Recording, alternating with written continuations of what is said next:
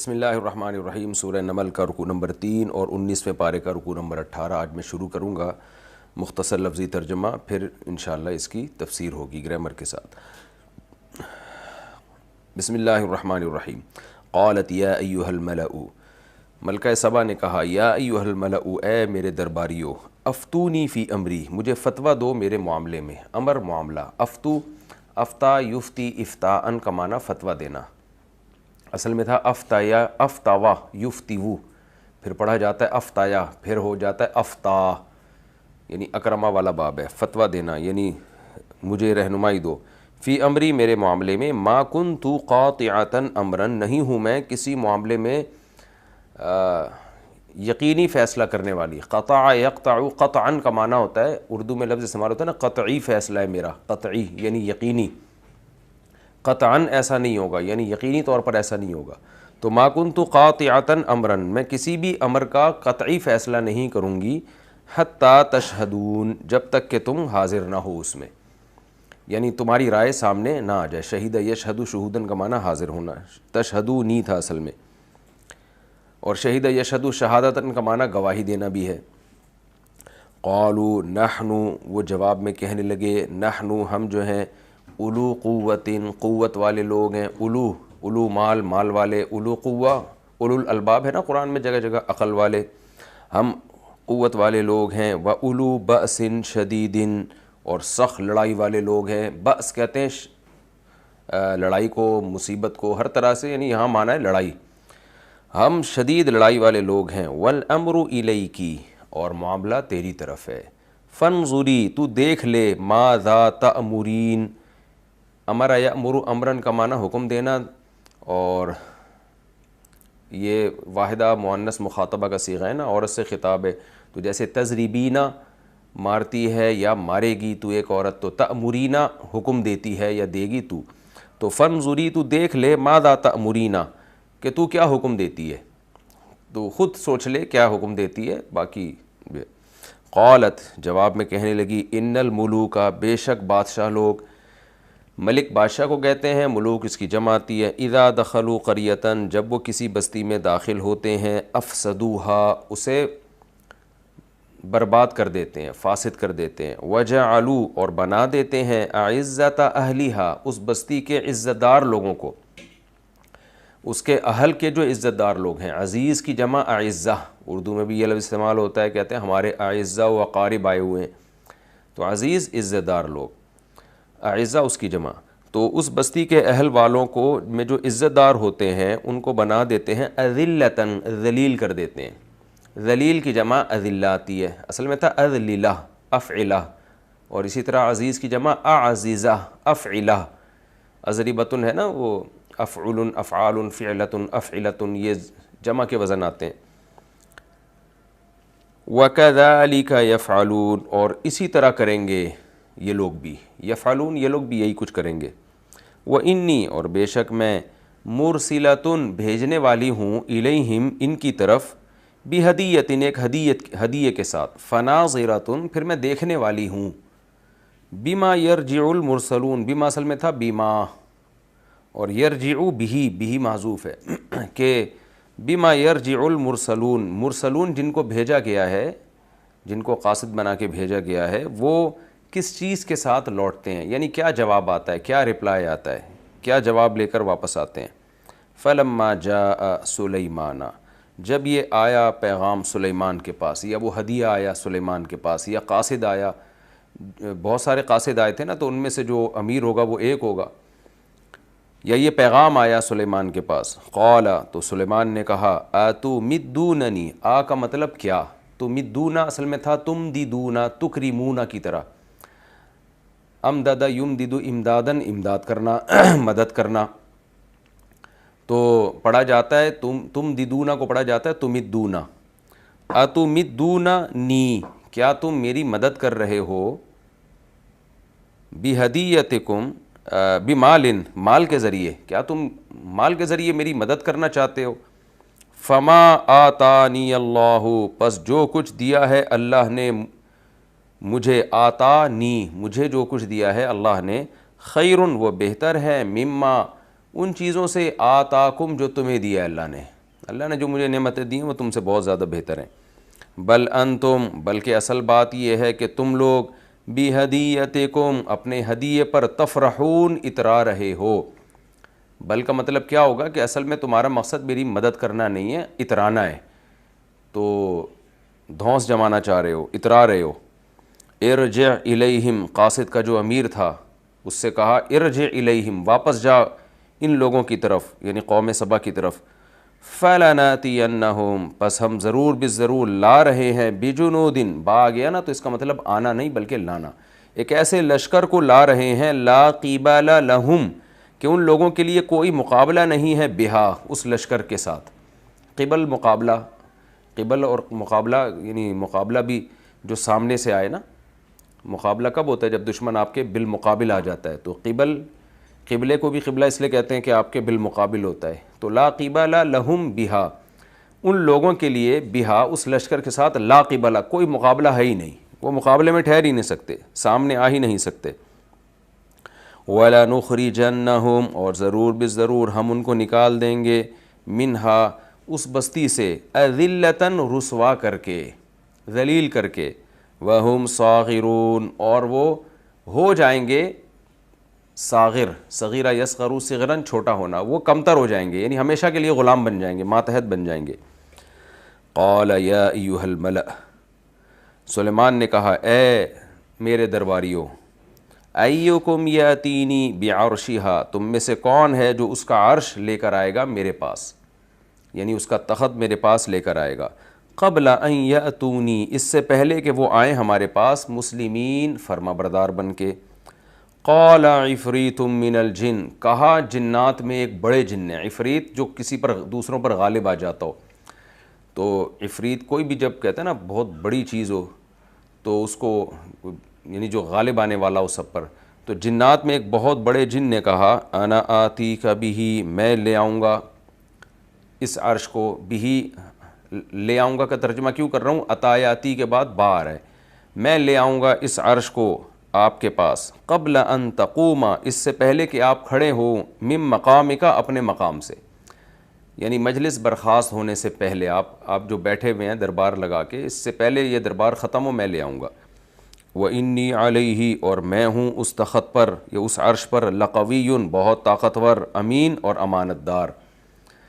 قال الذی، کہا اس شخص نے، عندہ، جس کے پاس تھا، علم من الکتاب، کتاب کا علم، کیا کہا اس نے، انا آتیک بہ، میں لے آؤں گا اس تخت کو آپ کے پاس، قبل، اس سے پہلے کہ، ان یرتد، کہ لوٹے، الیک، آپ کی طرف، ارتداد کا معنی لوٹنا، مرتد کو بھی مرتد کیوں کہتے ہیں، کفر کی طرف لوٹ جاتا ہے وہ، تو ردا چادر کو، خیر ردا تو ایک الگ چیز ہے، نکلا اسی سے ہے وہ، ردا، را، دا اور دال جو ہے نا، اور واو جو کہ حمزہ سے چینج ہو جاتی ہے، لیکن ارتدا چادر کا پہننے کو بھی کہتے ہیں، تو نہیں وہ الگ چیز ہے، وہ اس کا مادہ الگ ہے، را، دال اور واو، اور یہ والا جو مادہ ہے یہ را، دال اور دال ہے، تو ارتداد، رد یردو، ردن کا معنی لوٹانا، اور ارتدا لوٹنا، قبل ان یرتد الیک طرفک، اس سے پہلے کہ آپ کی طرف نگاہ کو بھی کہتے ہیں، آنکھ کو بھی، یعنی جو پلکیں ہیں نا، کنارہ ہوتا ہے نا وہ، تو آپ کی طرف آپ تک لوٹے، یعنی پلک جھپکنے سے پہلے۔ فلما رآہ، پس جب دیکھا سلیمان نے، اس تخت کو، مستقرن، استقرار یعنی مستقرن کا معنی وہ مستقر تھا، قرار پکڑے ہوا تھا، عندہ، سلیمان کے سامنے، قالا، کہنے لگے، ھذا من فضل ربی، یہ میرے رب کے فضل میں سے ہے، لیبلونی، تاکہ وہ آزمائے مجھے، اشکرو، کہ میں شکر کرتا ہوں، ام اکفر، یا میں ناشکری کرتا ہوں، ومن شکر، اور جو شکر کرتا ہے، فانما یشکر لنفسہ، تو وہ شکر کرتا ہے اپنے ہی فائدے کے لیے، ومن کفر، اور جو ناشکری کرتا ہے، فان ربی غنی کریم، تو بے شک میرا رب غنی ہے، اسے کسی کی پرواہ نہیں ہے، محتاج نہیں ہے وہ، کریم، عزت دار ہے۔ قال، سلیمان نے کہا، نکروا لہا، نکر ینکر، تنکیرن کا معنی اجنبی بنا دینا، نہی علی المنکر ہوتا ہے نا، معروف اور منکر. معروف کہتے ہیں جو جانی پہچانی چیز ہوتی ہے جس سے انسان مانوس ہوتا ہے. نیکی کو معروف کیوں کہتے ہیں؟ کیونکہ انسان کی نیچر اس کو فطرت اس کو اپیل کرتی ہے. اور منکر گناہ کو اس لیے کہتے ہیں کہ انسان کی نیچر اس کا انکار کرتی ہے. انسان کے لیے وہ ایک اچھمبے کی چیز ہوتی ہے، ایک اجنبی چیز ہوتی ہے. تو نکیر کوئی بھی اچھمبے کی چیز. تو نکر ینکر تنکیرن کا معنی کسی چیز کو اچھمبے کی چیز بنا دینا، یعنی ایسی چیز بنا دینا جس سے انسان مانوس نہ ہو. تو سلیمان علیہ السلام نے فرمایا نکیرو لہا، اس ملکہ سبا کے لیے عرشہا، اس کے عرش کو منکر بنا دو. نکر ینکر تنکیرن یعنی تھوڑا اس میں چینجنگ کر دو کہ وہ پہچان نہ پائے. کچھ اس میں جو بھی یعنی جیسا تخت ہے نا بالکل ویسا نہ رہے، تھوڑی بہت اس میں چینجنگ کر دو.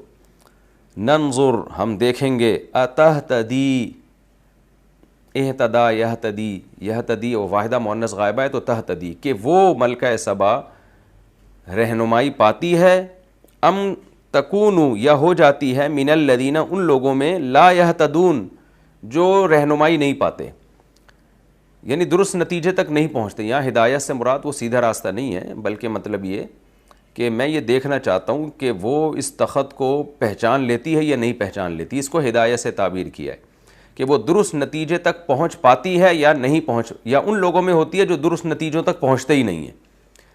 تفسیر میں ڈیٹیل بتاؤں گا انشاءاللہ. فلما جاءت، جب ملکہ سبا آئی، قیلا اس سے کہا گیا، اہا کذا عرشکی، کیا اسی طرح ہے تیرا تخت؟ قالت کہنے لگی کہ انہو ہو، گویا کہ یہ وہی ہے، گویا کہ یہ وہی ہے. وَأُوتِينَا الْعِلْمَ، اور دیا گیا ہے ہمیں علم، من قبلہا، اس سے پہلے، یعنی یہاں آنے سے اور اس سے پہلے جو ہے نا یہ ہمیں پہلے سے علم دے دیا گیا، یعنی سلیمان علیہ السلام کے کمالات کا. وَكُنَّا مُسْلِمِينَ، اور ہم پہلے سے ہی مسلم ہیں، فرمانبردار ہیں.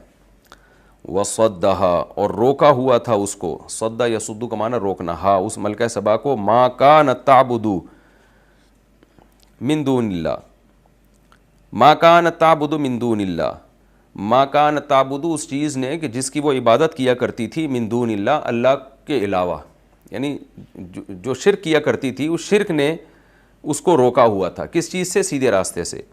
انہا کانت، بے شک تھی وہ ملکہ سبا، من قوم کافرین، کافر قوم میں سے. قیل لہا، ملکہ سبا سے کہا گیا، ادخل الصرح، اس محل میں داخل ہو. صرح جو تھا نا وہ ایک جگہ جو شیشے سے بنی ہوئی جگہ تھی.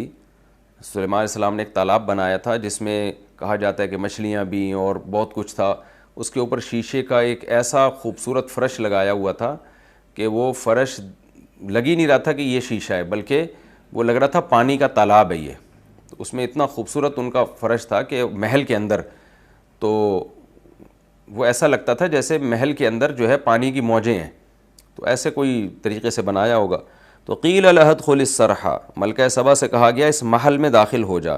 فلما رأتہ، جب اس نے اس فرش کو دیکھا، حسبتہ، گمان کیا اس صرح کو یعنی اس محل کو، لجتن، لجہ موج کو کہتے ہیں، پانی کی موج خیال کیا، یعنی لہریں خیال کیا کہ یہ پانی کی لہریں چل رہی ہیں.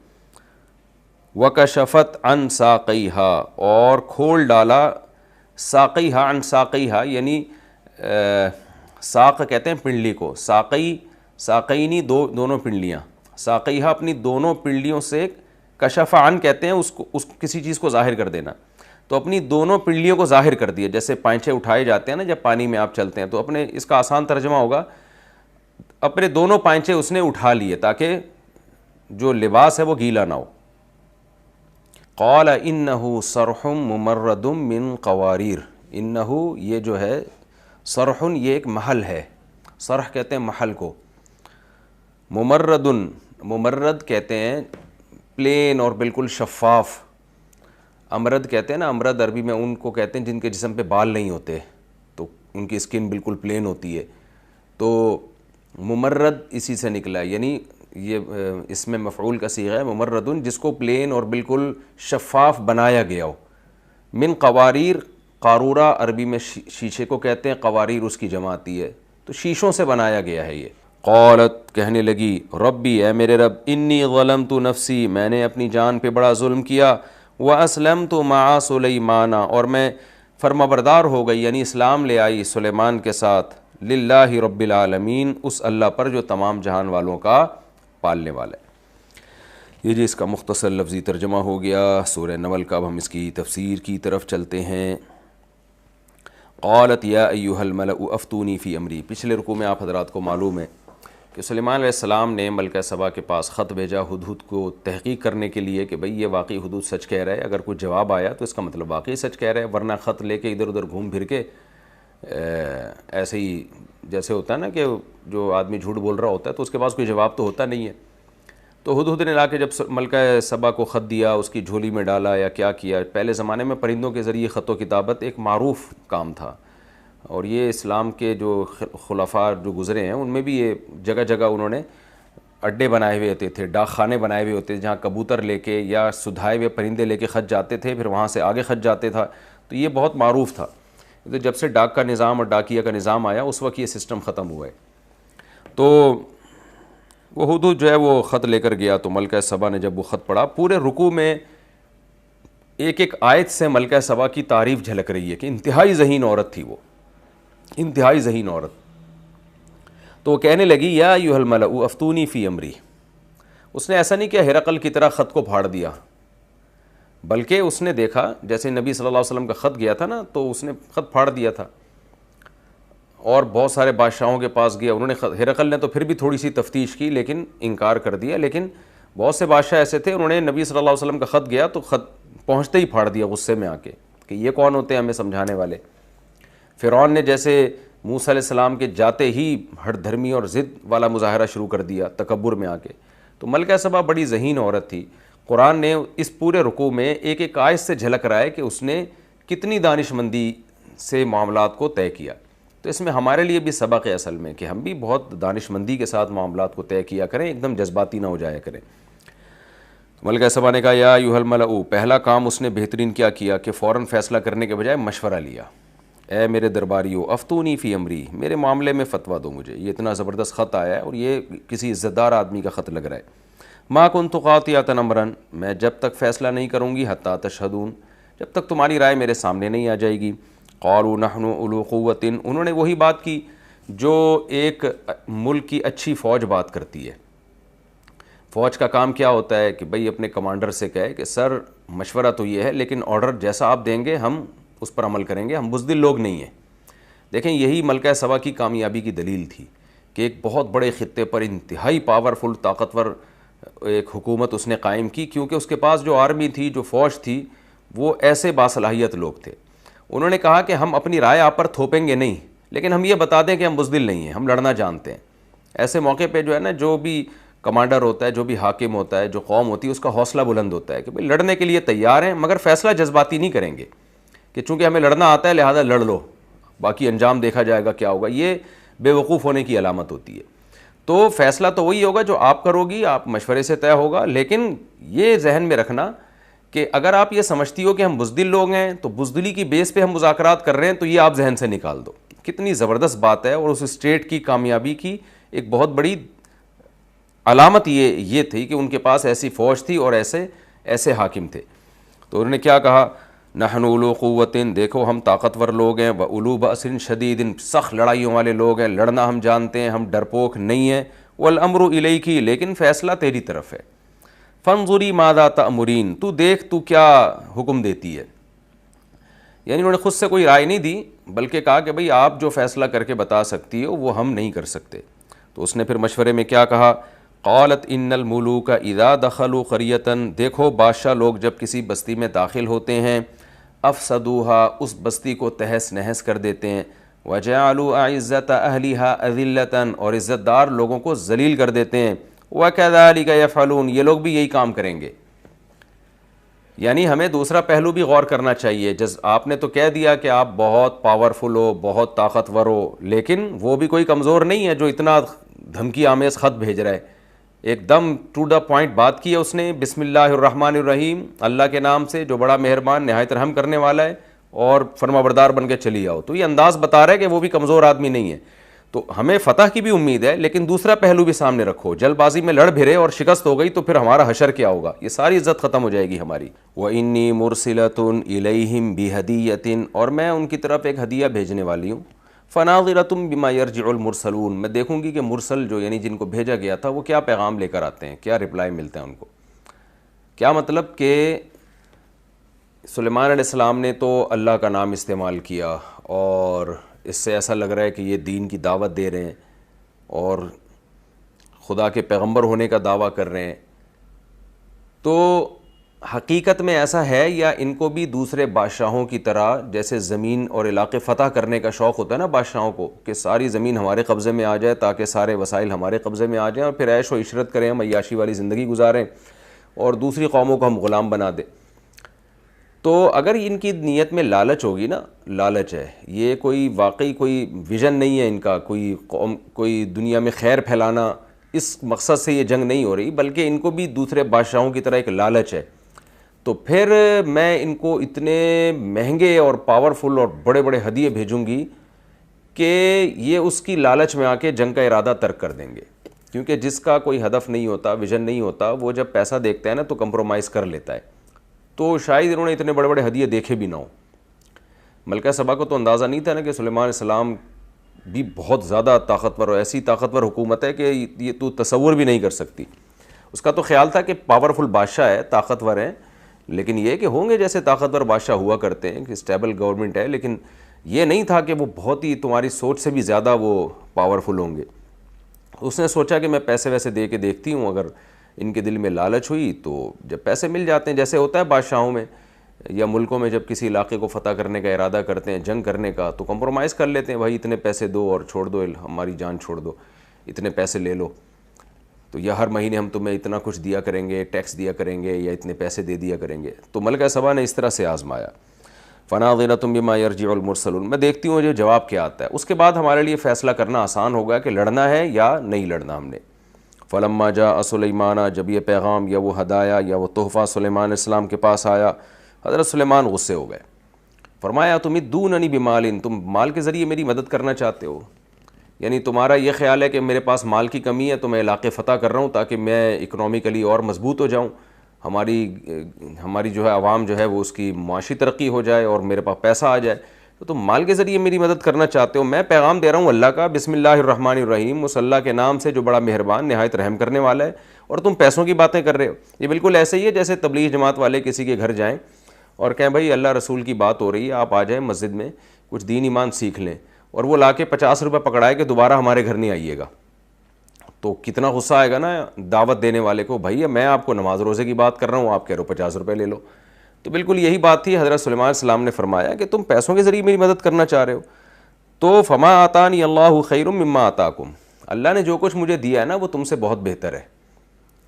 یہ بھی انداز ہوتا ہے جب انسان کو کوئی آفر آتی ہے نا لالچ کی، تو اصل مقصد تو سلیمان علیہ السلام کا یہ بتانا تھا کہ میں اللہ کا پیغمبر ہوں، میں دین کی دعوت دے رہا ہوں، تمہیں حق راستے پر آنے کے لیے کہہ رہا ہوں کہ تم فرما بردار بن جاؤ، کیونکہ زمین پر حکومت صرف اللہ کی ہوگی۔ دیکھیں اسلام اس بات کو برداشت کر لیتا ہے کہ زمین پر کافر لوگ موجود رہیں، لیکن اسلام کہتا ہے کہ اگر یعنی زمین پر حکومت اللہ کی ہونی چاہیے، الاسلام یعلو ولا یعلی علیہ۔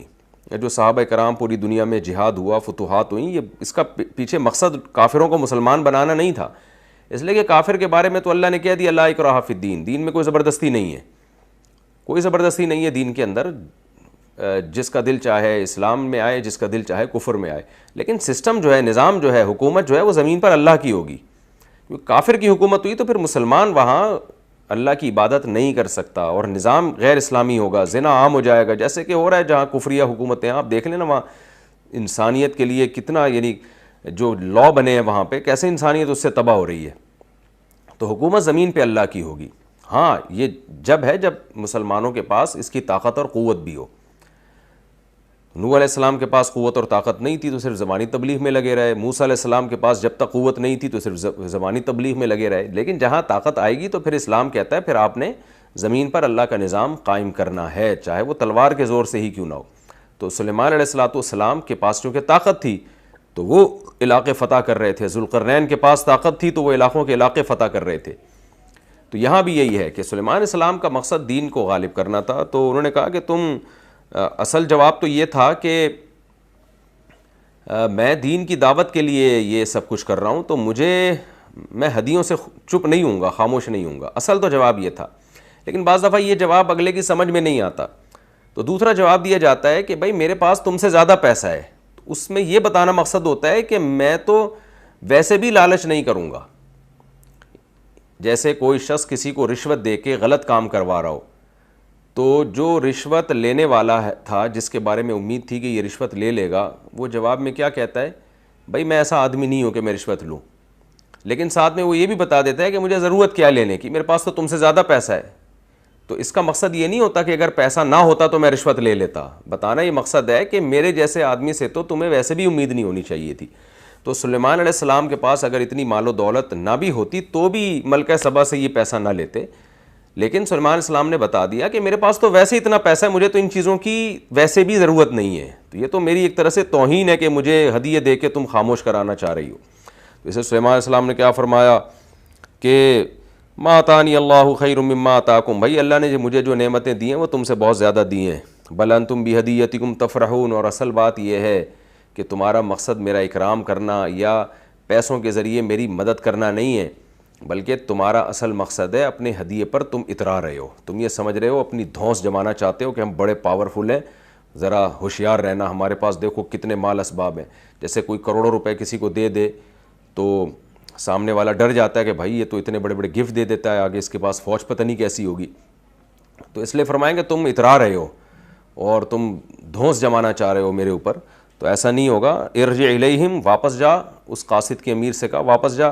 فلناتینہم بجنود، بس اس کو بول کہ اب ہم ایسا لشکر لے کر آ رہے ہیں، لا قبل لہم بہا، ان لوگوں کے میں اس سے مقابلے کی سکت ہی نہیں ہے. وَلَنُخْرِجَنَّهُم مِّنْهَا أَذِلَّةً، اور ہم ان کی بستی سے ان کو ذلیل کر کے نکالیں گے. جیسے کہ جب ذلیل کرنے کا یہ مطلب نہیں ہے کہ ان پہ ظلم کریں گے.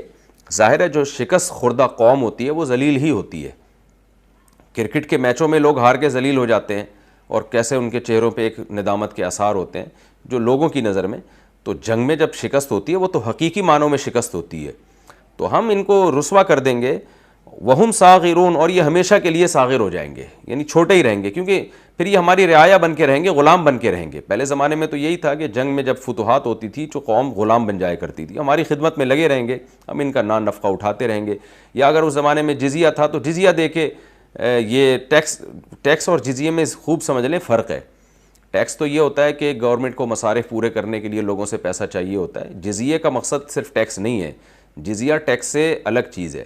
جزیہ کا مقصد یہ کہ جو جزیہ دینے والا ہے وہ یہ تسلیم کرے کہ ہم غلام ہیں اور ہمیں غلامی سے کی بدلے میں یہ رعایت دی گئی ہے کہ تم ٹیکس دے دو تو ہم جزیہ دے دو تو ہم تمہیں غلام نہیں بنائیں گے. تو اس میں ایک ذلت کا عنصر پایا جاتا ہے جزیہ میں. قال یا ایھا الملا، جب ملکہ سبا کے پاس یہ میسج آیا نا تو وہ قرآن نے اس پورے واقعے کو حذف کر دیا. اس کو میں بار بار کہتا ہوں صنعت اندماج کہتے ہیں، کیونکہ آگے جو قرآن نے واقعہ بتایا تو اس سے وہ پورا واقعہ ہمیں خود بخود سمجھ میں آ جاتا ہے. سلیمان علیہ السلام نے کیا فرمایا؟ یا ایھا الملأ ایکم یاتینی بعرشھا، اے درباریوں کون اس کا تخت اٹھا کے لائے گا، قبل ان یاتونی مسلمین، اس سے پہلے کہ وہ فرمانبردار بن کے چلی آئے. اس سے صاف پتہ چلتا ہے کہ جب ملکہ سبا کے پاس سلیمان علیہ السلام کا رپلائی گیا ہے کہ بھئی وہ تو فوج لے کر آ رہے ہیں بس، تو ملکہ سبا نے درباریوں کو بٹھا کے مشورہ کیا کہ بھئی ہمارے اندر ان سے لڑنے کی طاقت نہیں ہے اور یہ واقعی کوئی نیک آدمی معلوم ہوتے ہیں اور پاورفل ہیں، تو ہمیں جا کے تحقیق کرنی چاہیے. تو اپنا لشکر لے کے ہم چلتے ہیں ان کے دربار میں.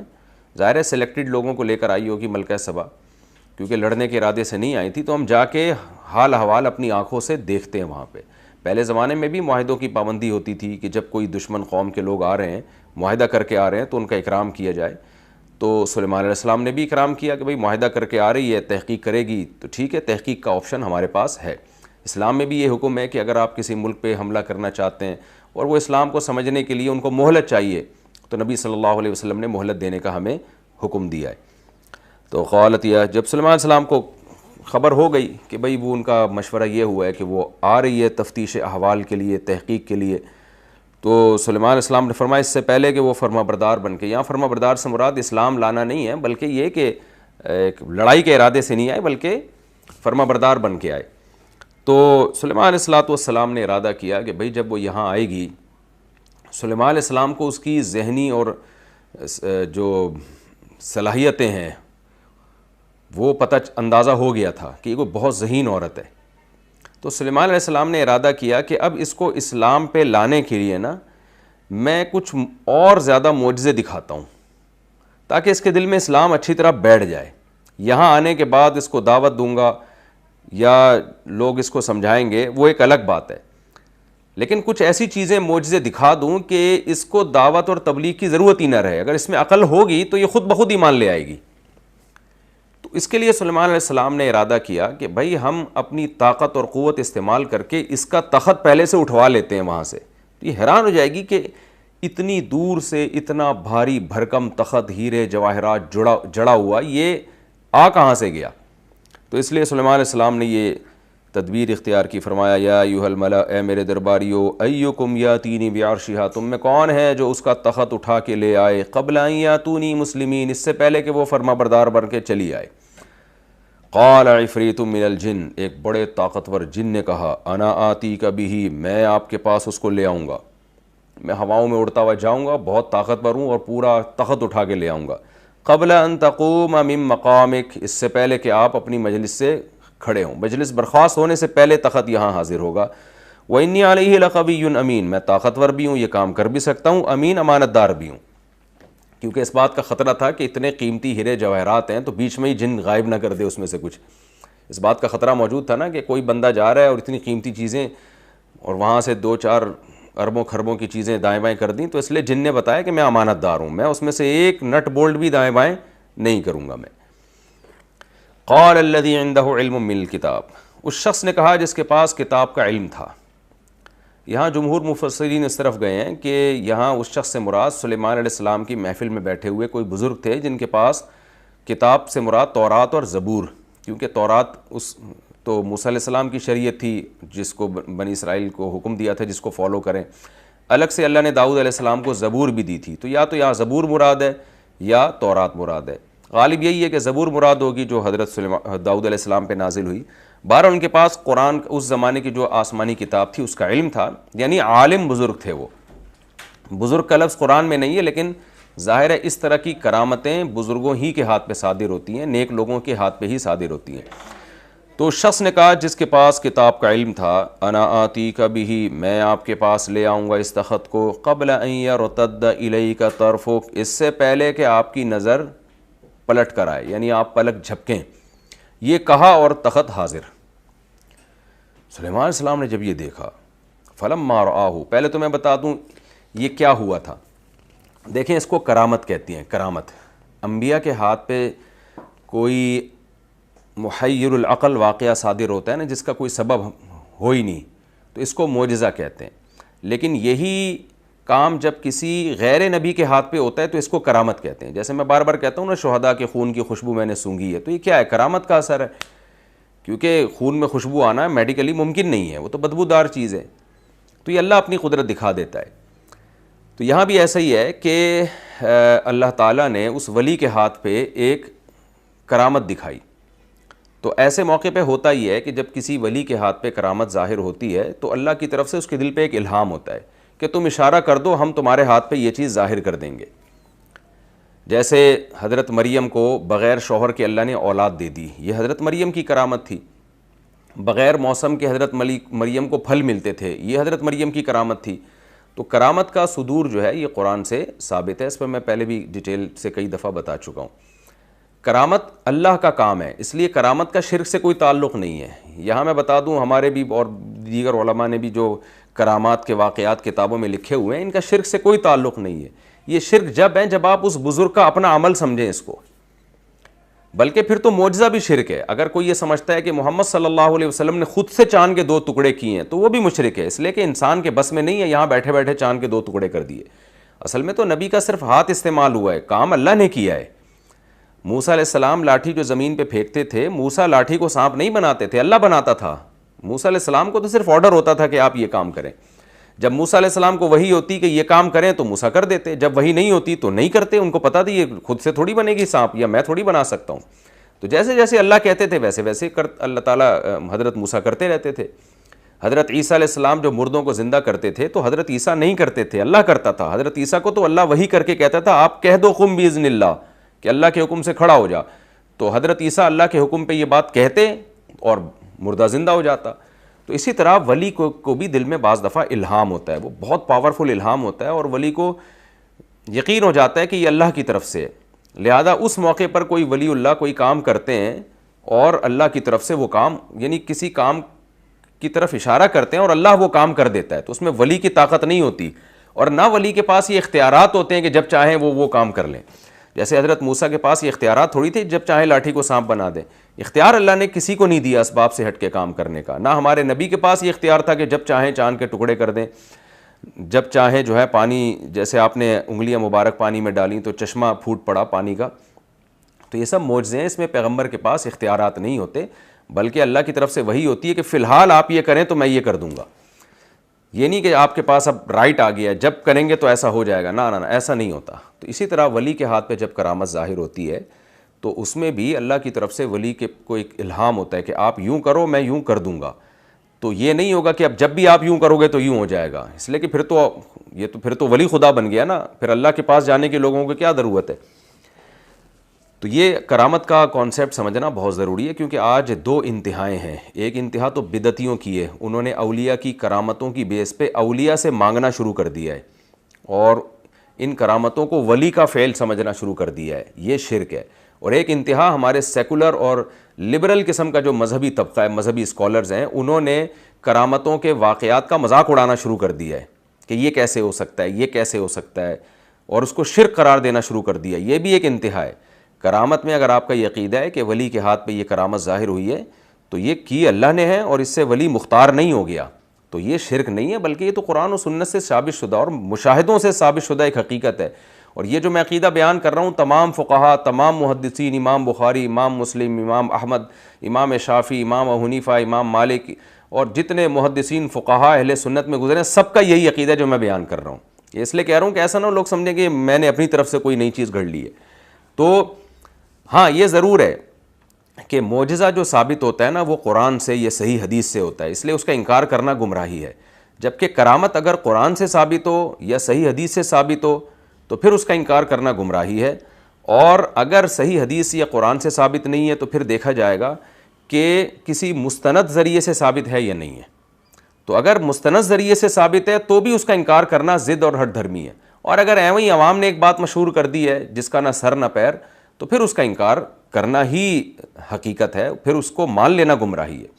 تو ہم جو کہتے ہیں نا یہ فلاں فلاں کی غوث اعظم جن کو کہا جاتا ہے, غوث اعظم تو صرف حقیقت میں اللہ کی ذات ہے. تو پیران پیر کی بہت ساری اوٹ پٹانگ کرامتیں, وہ چاند پہ پہنچ گئے, فلاں پہنچ گئے. ہم ان کا جو مذاق اڑاتے ہیں وہ اس لیے نہیں کہ اللہ کے لیے کسی کو چاند پہ پہنچانا ممکن نہیں ہے, بلکہ اس لیے کہ یہ کوئی مستند باتیں نہیں ہیں. عوام کتنے اولیاء کی طرف ایسی فضول باتیں منسوب کر دی ہیں. لیکن اگر مستند ذریعے سے ثابت ہو, جیسے میں اگر کہہ رہا ہوں کہ میں نے شہداء کے خون کی خوشبو سونگھی ہے, تو اگر کسی کو مجھ پر اعتماد ہوگا کہ بھائی مفتی صاحب جھوٹ نہیں بولتے, تو اس کو مان لینا چاہیے. اس کو پھر بلا وجہ انکار کرے گا تو اس کا مطلب اس کو کرامت سے ہی چیڑ ہے. پھر ہاں کوئی مجھے جھوٹا سمجھتا ہے وہ نہ مانے, لیکن آپ کسی کو سچتا سمجھتے ہیں, پھر وہ اپنا مشاہدہ بیان کر رہے ہیں اور آپ کہیں یہ جھوٹ بول رہا ہے, تو پھر اس کا مطلب آپ کرامت کے وجود ہی کے منکر ہیں, آپ کا کانسیپٹ ہی کلیئر نہیں ہے.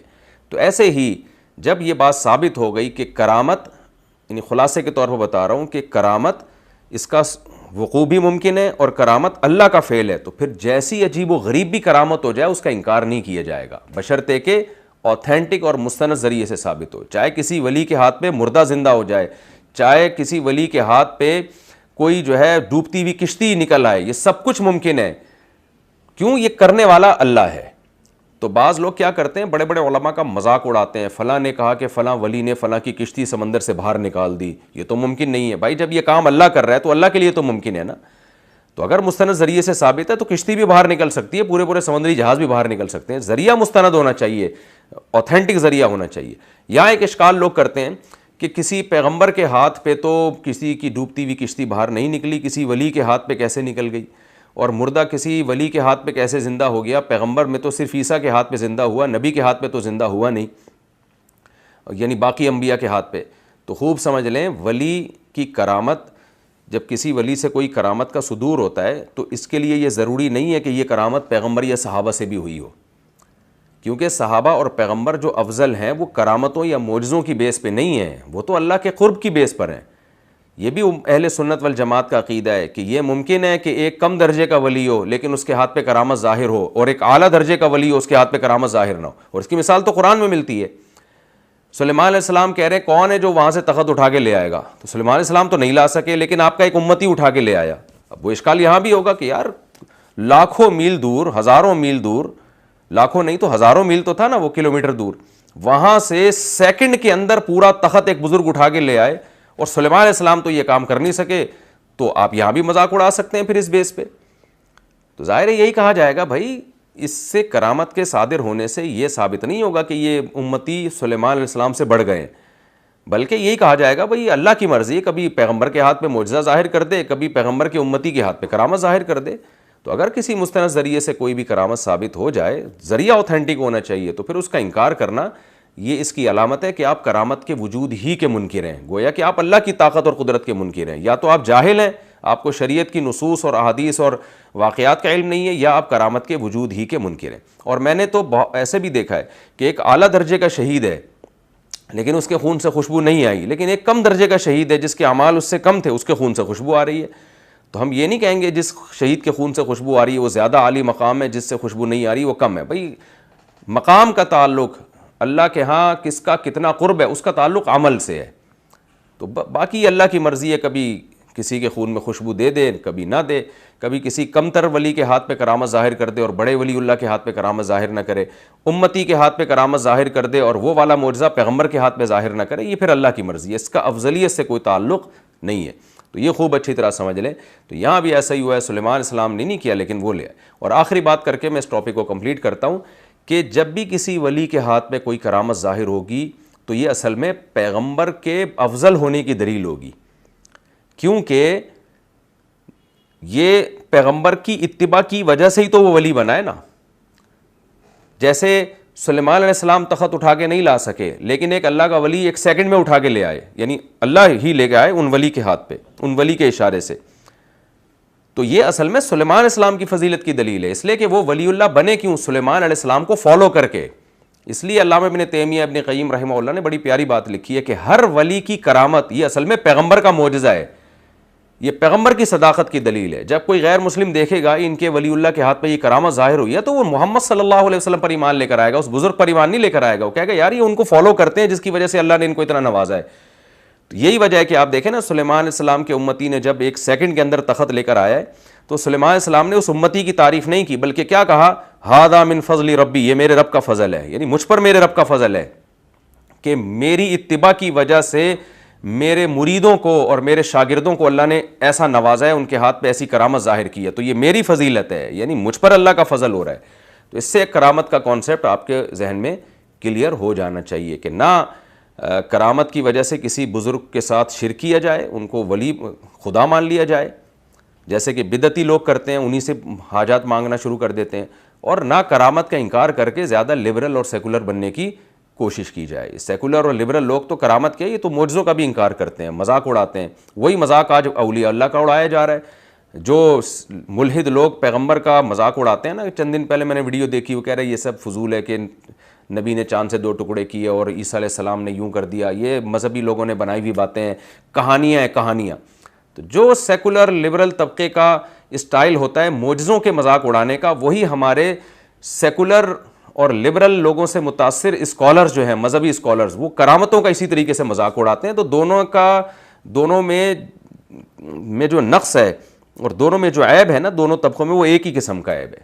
تو جب یہ اللہ کی قدرت ہے، بھائی اللہ سب کچھ کر سکتا ہے، اللہ کے لیے کوئی مشکل نہیں۔ میں نے ایک دفعہ کسی سے کہا کہ میں نے شہیدوں کے خون کی خوشبو سونگھی، اس نے بڑا مذاق اڑایا، کہتے ہیں یار یہ مولویوں نے کہانیاں بنائی ہوئی ہیں، ایسی فضول باتیں، حالانکہ وہ مسلمان ہیں اور مذہب کو فالو کرنے والے شخص ہیں۔ تو مجھے اندازہ ہو گیا کہ ان کے تو نظریہ ہی ٹھیک نہیں ہے۔ تو اس لیے خلاصہ یہ ہے کہ پیغمبروں کے ہاتھ پہ معجزہ صادر ہوتا ہے، اولیاء اللہ کے ہاتھ پہ کرامت کا صدور ہوتا ہے۔ معجزہ یقینی ہوتا ہے، کرامت کا صدور میں یہ اس کا امکان ہوتا ہے کیونکہ شیطانی تصرف نہ ہو، لہذا مستند ذریعے سے پہنچا ہے تو مان لو، مستند ذریعے سے نہیں پہنچا ہے تو انکار کر دو اس کا۔ ہمارا وقت چونکہ کمپلیٹ ہو گیا تو اگلے ایپیسوڈ میں انشاءاللہ میں اسی آیت سے دوبارہ شروع کروں گا.